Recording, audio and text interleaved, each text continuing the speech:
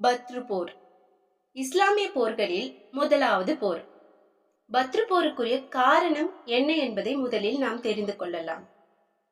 உஷைரா என்ற போரை பற்றி நாம் முன்பு குறிப்பிட்ட போது, மக்காவிலிருந்து ஷாமிற்கு சென்று கொண்டிருந்த வியாபார கூட்டம் ஒன்று நபி ஸல்லல்லாஹு அலைஹி வஸல்லம் அவர்களிடமிருந்து தப்பித்து விட்டது என்று கூறியிருந்தோம்.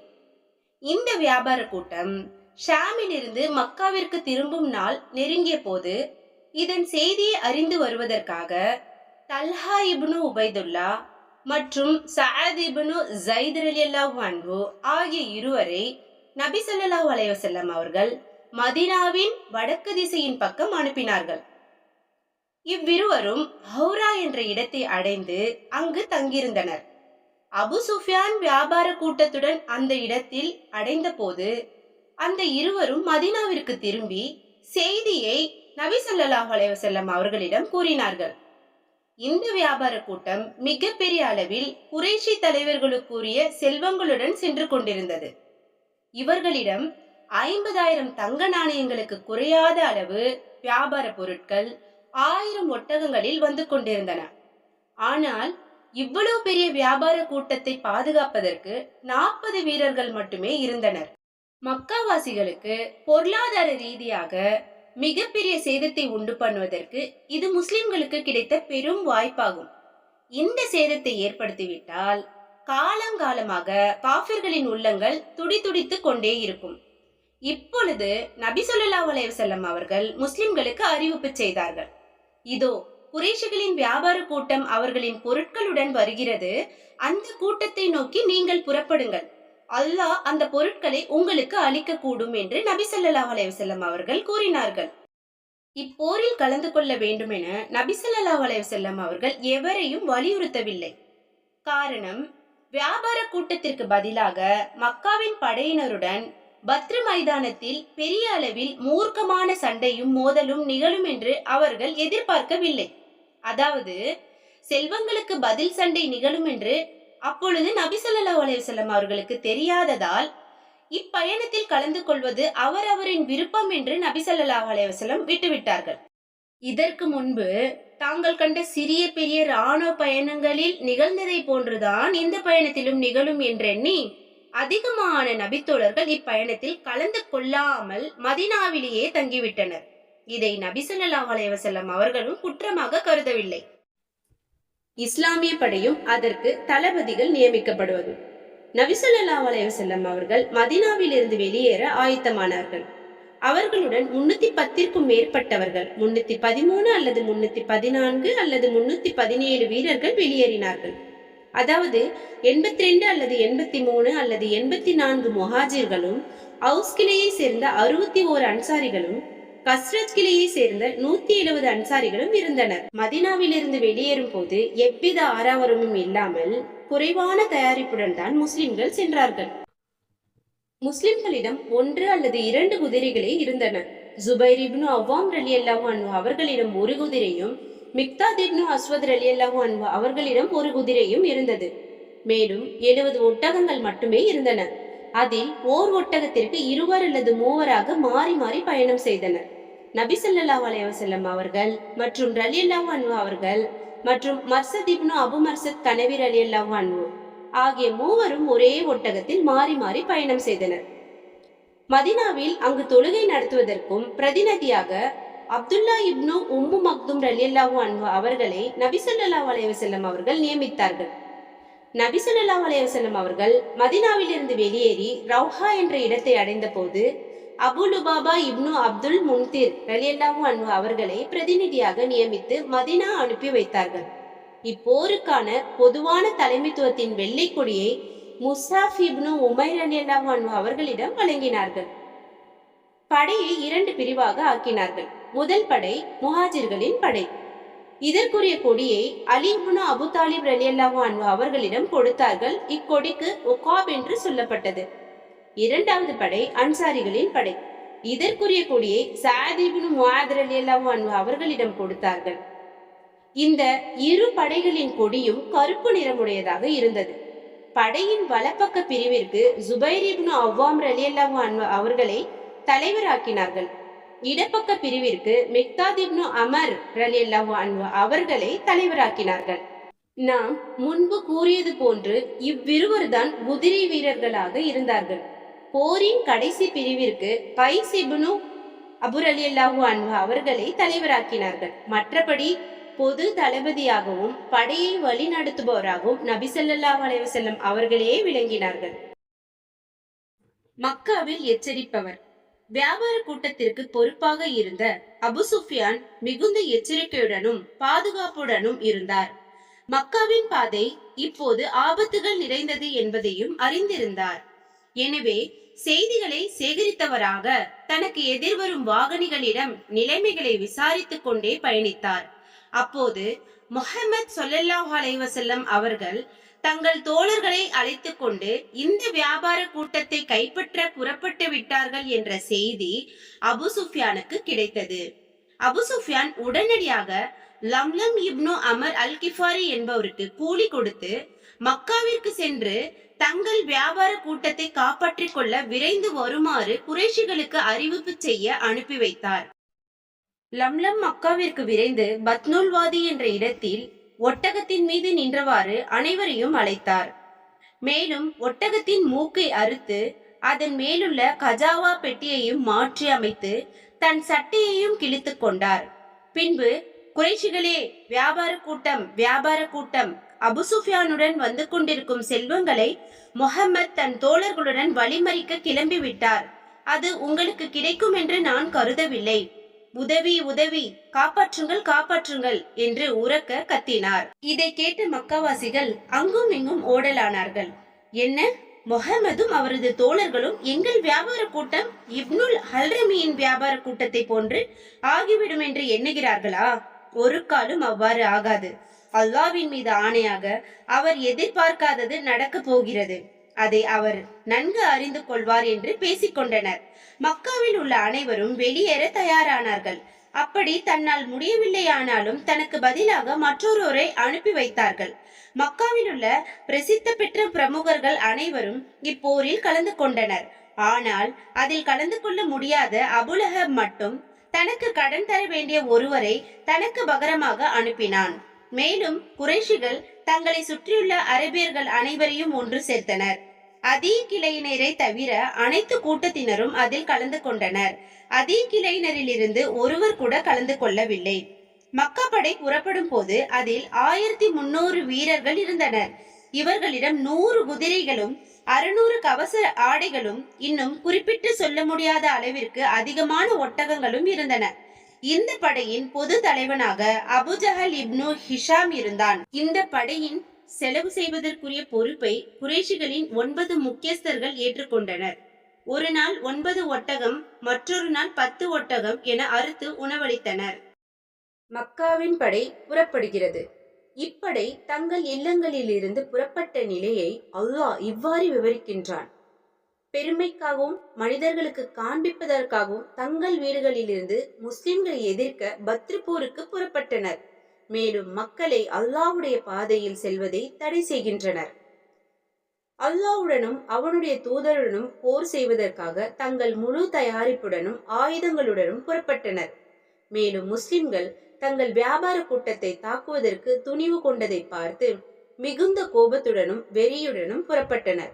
மிக விரைவாக பத்ரை நோக்கி மக்காவின் வடப்புற வழியாக பயணித்தனர். உஸ்வான் பள்ளத்தாக்கு, பிறகு குதை, பிறகு ஜுஹ்ஃபாவை அடைந்தனர். அது சமயம் அபு சுஃபியானிடமிருந்து புதிய தகவல் ஒன்று வந்தது. அதாவது, நீங்கள் உங்கள் வியாபார கூட்டத்தையும் உங்கள் செல்வங்களையும் ஆட்களையும் பாதுகாப்பதற்காகத்தான் மக்காவிலிருந்து புறப்பட்டீர்கள். அல்லாஹ் அவை அனைத்தையும் பாதுகாத்து விட்டான். ஆகவே நீங்கள் திரும்பி விடுங்கள் என்று அபு சுஃபியான் எழுதியிருந்தார். வியாபார கூட்டம் தப்பித்தது. அபு சுஃபியானின் நிலைமையை பற்றி சிறிது பார்ப்போம். அபு சுஃபியான் மக்காவை நோக்கிய பிரதான பாதையில் சென்று கொண்டிருந்தாலும் மிகவும் சுதாரிப்புடன் நிலைமைகளை நன்கு அலசி ஆராய்ந்து கொண்டு தன் வியாபார கூட்டத்தை வழிநடத்தி சென்றார். பத்ருக்கு அருகில் மஜீத் இப்னு அம்ரை சந்தித்தார். அவரிடம் மதினாவின் படைகளை நீங்கள் பார்த்தீர்களா என்று விசாரித்தார். அதற்கு அவர், நான் இங்கு புதிதாக யாரையும் பார்க்கவில்லை. எனினும் 2 வாகனிகள் இந்த நீர் தடாகத்திற்கு அருகில் தங்கள் ஒட்டகங்களை படுக்க வைத்தனர். பின்பு தங்கள் தோள்பையில் தண்ணீரை நிரப்பிக் கொண்டனர். சிறிது நேரம் கழித்து அங்கிருந்து புறப்பட்டு சென்றனர் என்று கூறினர். இதை கேட்டவுடன் அபு சுஃபியான் அவர்கள் ஒட்டகங்களை படுக்க வைத்திருந்த இடத்திற்கு விரைந்தார். அந்த ஒட்டகங்களின் சாணங்களை கிளறி அதில் பேரித்த கொட்டைகள் இருப்பதை பார்த்தவுடன், அல்லாவின் மீது ஆணையாக, இது எஸ்ரிஃப் மதினா வாசிகளின் ஒட்டக உணவாகும் என்று கூறி தன் வியாபார கூட்டத்திடம் விரைந்து வந்து அதன் பயண திசையை மேற்கே கடற்கரை பகுதியை நோக்கி மாற்றினார். பத்ரு வழியாக மக்கா நோக்கி செல்லும் பிரதான பாதையை இடது பக்கத்தில் விட்டுவிட்டார். தன் இந்த தந்திரத்தின் மூலம் மதினாவின் படையினரும் சிக்காமல் தப்பித்துக் கொண்டார். இதற்கு பின்பே நாம் முன்பு கூறிய கடிதத்தை மக்காவின் படையினருக்கு எழுதி அனுப்பினார். திரும்பிட நினைத்த மக்கா படையில் பிளவு. அபு சுஃபியான் எழுதிய கடிதம் குறைஷிகளுக்கு கிடைத்த போது அவர்கள் அனைவரும் திரும்பி விடலாம் என்றே எண்ணினர். ஆனால் குறைஷிகளின் அட்டூழியக்காரன் அபுஜஹல் கர்வத்துடன், அல்லாவின் மீது ஆணையாக, நாங்கள் திரும்ப மாட்டோம், நாங்கள் பத்ருக்கு செல்வோம், அங்கு 3 நாட்கள் தங்குவோம், ஒட்டகங்களை அறுத்து சமைத்து சாப்பிடுவோம், மது அருந்துவோம், அடிமை பெண்கள் இசை பாடுவர், எங்களை பற்றியும் எங்கள் பயணத்தை பற்றியும் எங்கள் கூட்டத்தை பற்றியும் அரபிகள் கேள்விப்படுவார்கள், அதனால் எங்களை எப்பொழுதும் பயந்தே வாழ்வார்கள் என்று கூறினார். அபுஜஹலுக்கு எதிராக அக்னஸ் இப்னு ஷரீக் திரும்பியே ஆக வேண்டும் என்று ஆலோசனை கூறினார். ஆனால் அவரது பேச்சை பலர் செவிமடுக்கவில்லை. ஆனால் இவருக்கு நண்பர்களாக இருந்த ஜுஹ்ரா கிளையினர் மட்டும் அவரது பேச்சுக்கு கட்டுப்பட்டனர். இந்த போரில் ஜுஹ்ராவினருக்கு அக்னஸ் தான் தலைவராக இருந்தார். எனவே ஜுஹ்ரா கிளையினரில் எவரும் போரில் கலந்து கொள்ளாமல் அக்னஸுடன் திரும்பி விட்டனர். இவர்கள் ஏறக்குறைய 300 நபர்கள் இருந்தனர். பத்ரு போர் நடந்து முடிந்த பின் குறைஷிகளுக்கு ஏற்பட்ட தோல்வியையும் நஷ்டத்தையும் பார்த்த ஜுஹ்ரா கிளையினர் அக்னஸின் ஆலோசனையை பெரிதும் மெச்சினர். அதற்கு பின் அக்னஸ் ஜொஹராவினரிடம் மிகுந்த மதிப்பிற்குரியவராகவும் கண்ணியத்திற்குரியவராகவும் என்றென்றும் இருந்தார். ஹாஷிம் கிளையினரும் திரும்பிட நாடவே, நாங்கள் திரும்பும் வரை நீங்கள் திரும்ப கூடாதென அபுஜஹல் அவர்களை பலவந்தமாக அழைத்துச் சென்றான். இவ்வாறு ஜுஹ்ரா கிளையினர் 300 பேர் போரிடாமல் திரும்பிவிடவே மீதமுள்ள 1000 பேர் கொண்ட படை பத்ரை நோக்கி கிளம்பியது. இவர்கள் தொடர்ந்து சென்று பத்ரு பள்ளத்தாக்கில் அல் உத்வத்துல் குஸ்வா என்ற மேட்டு பகுதிக்கு பின்னால் தங்கினார்கள். இக்கட்டான நிலையில் இஸ்லாமிய ராணுவம். மதினா படையின் ஒற்றர்கள் நபி ஸல்லல்லாஹு அலைஹி வஸல்லம் அவர்கள் தாஃப்ரான் பள்ளத்தாக்கில் இருக்கும் போது அபு சுஃபியானின் வியாபார கூட்டம் மற்றும் மக்கா படை ஆகியவற்றின் நிலைமைகளை பற்றிய செய்திகளை கொண்டு வந்தனர். ஒற்றர்கள் கூறிய செய்திகளை நன்கு ஆராய்ந்த பின் கண்டிப்பாக அபாயகரமான போரை சந்திக்காமல் இருக்க வாய்ப்பில்லை. மேலும் முழுமையான வீரத்துடன் துணிவுடன் நிராகரிப்பாளர்களை எதிர்த்தே ஆக வேண்டும் என்ற முடிவுக்கு நபி ஸல்லல்லாஹு அலைஹி வஸல்லம் அவர்கள் வந்தார்கள்.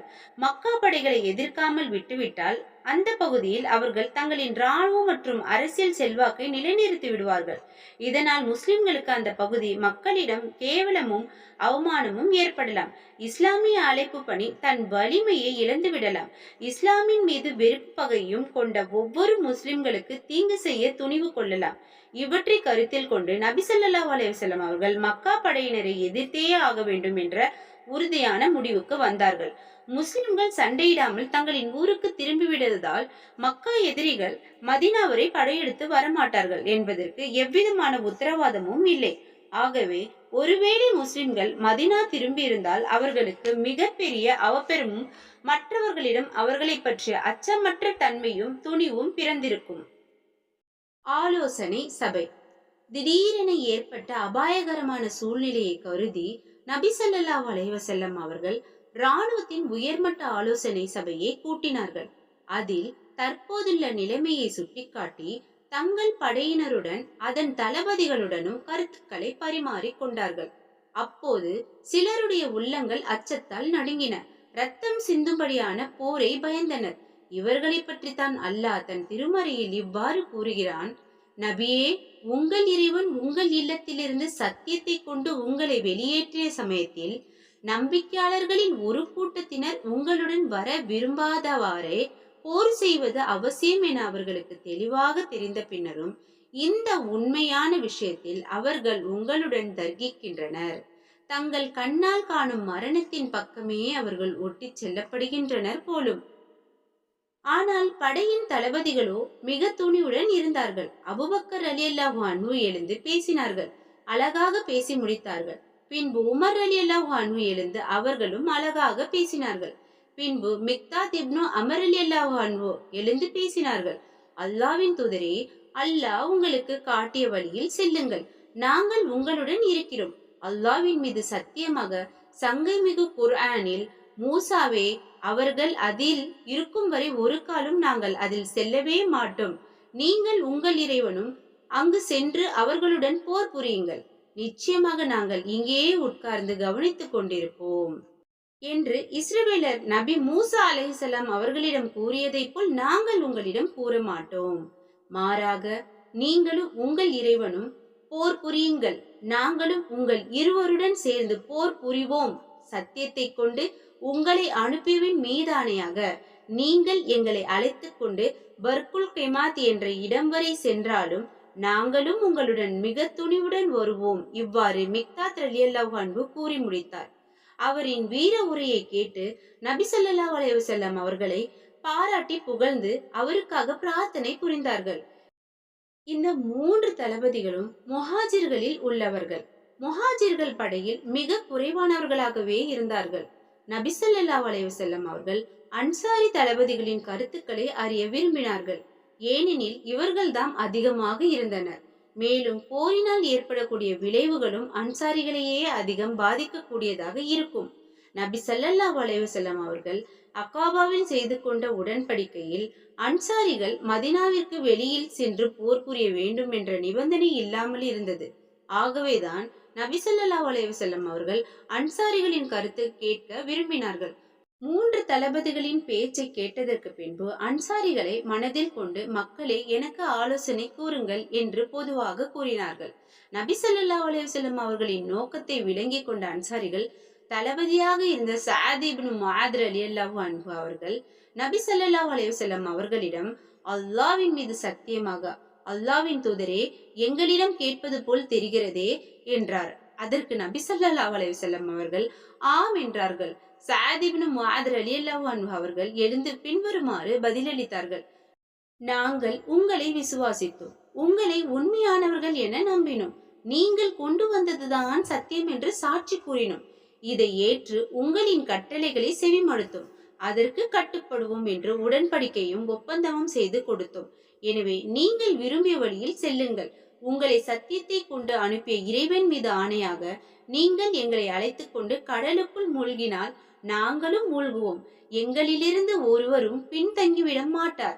நாளை எங்களுடன் எதிரிகளை நீங்கள் சந்திப்பதை நாங்கள் வெறுக்கவில்லை. நிச்சயமாக போரில் நாங்கள் உறுதியுடன் இருப்போம். எதிரிகளை சந்திப்பதில் உண்மையாளர்களாக இருப்போம். உங்களுக்கு கண்குளிர்ச்சி தருபவற்றை அல்லாஹ் எங்களால் வழங்கலாம். அல்லாஹ்வுடைய அருளுடன் எங்களை அழைத்துச் செல்லுங்கள். மற்றும் ஒரு அறிவிப்பில் வந்துள்ளது, அல்லாஹ்வின் தூதரே, தங்கள் இல்லங்களில் இருந்து கொண்டு உங்களுக்கு உதவி செய்வது மட்டுமே கடமை என அன்சாரிகள் நினைப்பார்கள் என்று நீங்கள் அஞ்சுகிறீர்களா? அன்சாரிகளின் சார்பாக நான் பேசுகிறேன். அவர்களின் சார்பாக நான் பதிலளிக்கின்றேன். நீங்கள் விரும்பிய இடத்திற்கு பயணித்துச் செல்லுங்கள். நீங்கள் விரும்பியவருடன் உறவு வைத்துக் கொள்ளுங்கள். நீங்கள் விரும்பியவரின் உறவை வெட்டிவிடுங்கள். நீங்கள் விரும்பியதை எங்களிடமிருந்து எடுத்துக் கொள்ளுங்கள். நீங்கள் விரும்பியதை எங்களுக்கு கொடுங்கள். நீங்கள் எங்களிடமிருந்து எடுத்துக்கொண்டது நீங்கள் எங்களுக்காக விட்டுவிட்டதை விட மேலானதாகும். நீங்கள் எங்களுக்கு எவ்விஷயத்திலும் எதை கட்டளையிடுகிறீர்களோ அது விஷயத்தில் எங்கள் செயல்கள் உங்கள் கட்டளைக்கு இணங்கத்தான் இருக்கும். அல்லாஹ் மீது ஆணையாக நீங்கள் எங்களை கிம்தான் பகுதியில் உள்ள பார்க்க என்ற இடம் வரை அழைத்துச் சென்றாலும் நாங்கள் உங்களுடன் வருவோம். அல்லாஹ் மீது ஆணையாக நீங்கள் எங்களை கடலுக்குள் அழைத்துச் சென்று மூழ்கினால் நாங்களும் மூழ்குவோம் என்று சஅத் இப்னு முஆத் ரலியல்லாஹு அன்ஹு அவர்களிடம் கூறினார்கள். அசாதின் பேச்சையும் அவரின் உற்சாகத்தையும் கண்ட நபி ஸல்லல்லாஹு அலைஹி வஸல்லம் அவர்கள் மிகுந்த ஆனந்தம் அடைந்தார்கள். பின்பு நற்செய்தி அடைந்து கொள்ளுங்கள். நிச்சயமாக அல்லாஹ் 2 கூட்டங்களில் ஒன்றை எனக்கு வாக்களித்துள்ளான். அல்லாஹ் மீது ஆணையாக அக்கூட்டத்தினர் வெட்டுண்டு விழும் இடங்களை நான் இப்போது பார்ப்பதை போன்று இருக்கிறது என்று கூறினார்கள்.